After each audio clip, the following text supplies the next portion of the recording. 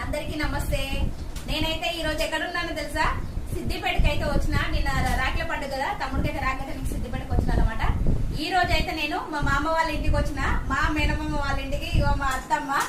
మా మామ అయితే చాలా మంది అడుగుతున్నారు ఎంతమంది అని. మా మామ అయితే ఒక్కరే అన్నమాట. సరే మామని కూడా చూపించు. మామ హాయ్ చెప్పు. Hi hi. ఇంకా మామ వాళ్ళ ఇంటికి అయితే వచ్చేసిన. ఇక మా చిన్నోడు చింటూ, మా చింటూ అమ్మాయి.